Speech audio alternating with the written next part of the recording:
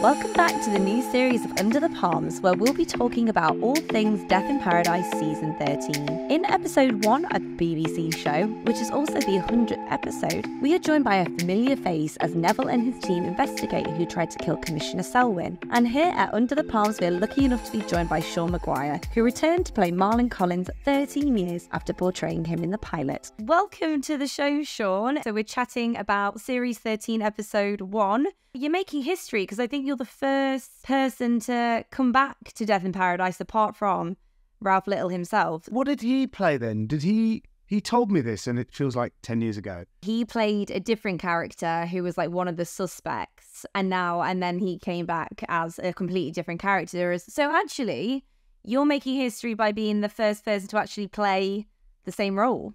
Honoured and flattered. How did it come about? Tell me all about it. You know, sort of a bit like it did the first time, hundreds of years ago, when I got a call from a producer, called me kind of via my agent and said, look, we're starting a new BBC drama. I know you're living in America and blah, blah, blah, blah, blah, and you're working, but any chance you might want to come and do this show? We think it's going to be great. And he said, look, it's not a big part, but you know, it's the pilot, and we want to draw people, and you know, you're a little bit of a name, and that might help, and all of that. And I was like, oh, I don't know. And he goes, and it shoots in the Caribbean. And I was like, oh, and yeah, that's why I was saving that bit. And fun, you know, you'll be out there for about 2 or 3 weeks, and we've got a great cast. It'll be really fun. We won't work you too hard, and you can kind of have a bit of a holiday. And I just sort of not long met and fallen in love with my girlfriend. And I said, well, can I bring my girlfriend too? And he was like, yes, of course, sure. And I was like, great, let's go. So free holiday.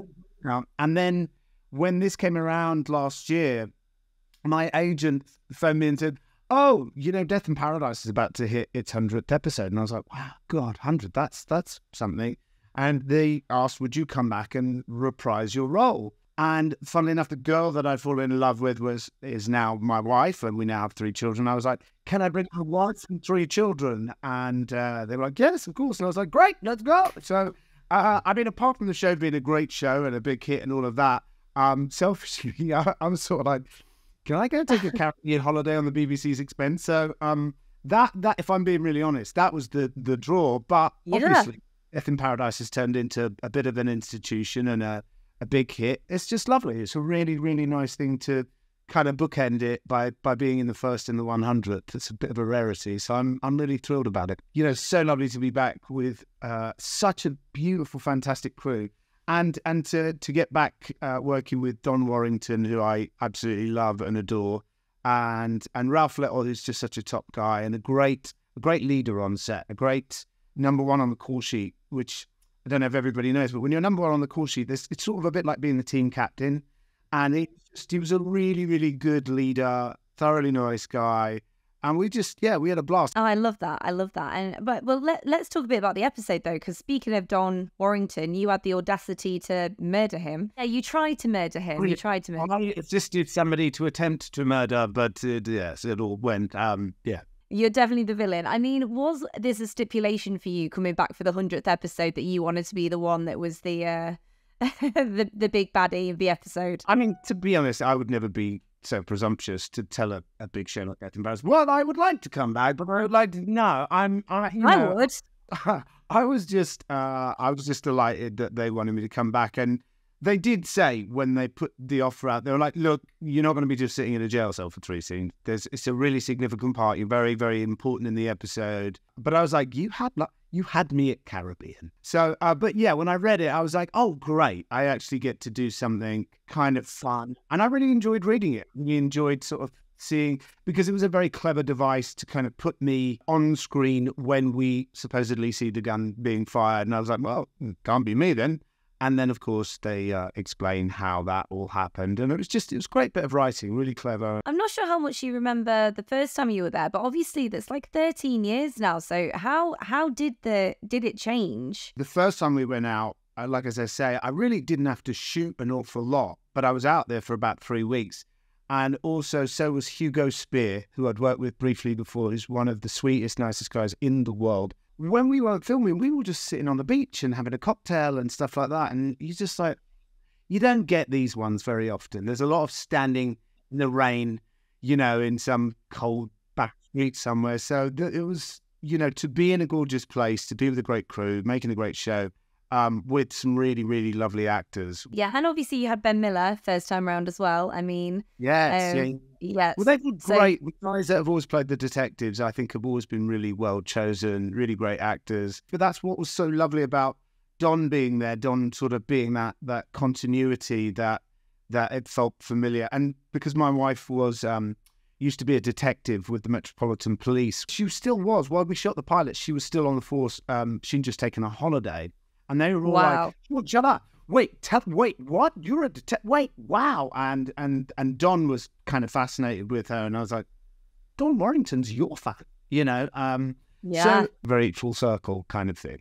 You know, I'm there with my detective wife while I'm sitting in jail as a criminal. She was like, I love it. It's amazing. And, you know, speaking about you being sat in jail, I mean, what's the future with your character? In 100 episodes time, are you going to come back? Are you going to be pulled back into the fray from jail? Well, like by episode 200, I'd like to have got paroled and come out and seek my revenge and try and kill everybody in St. Marie. I don't know. I mean, I think maybe doing episode 1 and 100 may be it, because I might be going down for a long time after trying to shoot the commissioner. But if they ever find a creative way to bring him back, I'll be like that. The Caribbean? Can I bring my wife? And by then it might be, can I bring my grandchildren and my dog? Yeah. I mean, I don't know. At this rate, it might be, you know, the spin-off Beyond Paradise. You might just be going up to Cornwall. So I'll take it. And you know, I you know, the BBC also is, you know, somewhere that I literally kind of grew up. You know, I sort of all the beginnings of my career were all for the BBC, and so it just feels, you know, working for them feels a little bit like coming home. Absolutely, yeah. Because you're based in LA now. So how long have you been there? 24 years. Oh, wow. Right. So a while, a minute. I mean, I was going to ask you what was next for you. So can you tell us anything more about the show you're developing, or is it all a bit under wraps at the moment? Yeah, I can't really say too much because we're just at a very pivotal, important stage. But I'm hoping that I'll be able to talk about it pretty soon. But I have a movie that I shot last year with Jon Voight, of all people. And who's remarkable and an incredibly generous actor. And another fantastic actor that I'm a huge fan of called Marton Coskas, who's been in, if you look him up, he's one of those actors, you're like, oh, that guy, he's incredible. And so that's coming out in theatres. I don't know if it's going to be in theatres in the UK, but I think it's coming out in theatres in the States this year.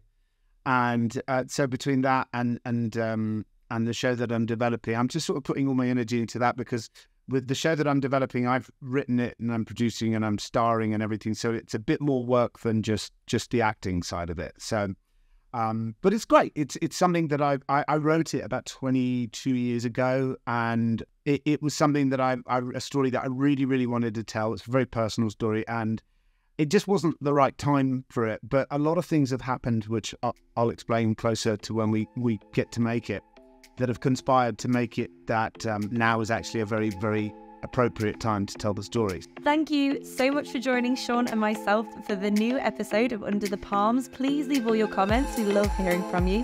Don't forget to like and subscribe, and head over to hellomagazine.com for all the news of Death in Paradise. Bye-bye.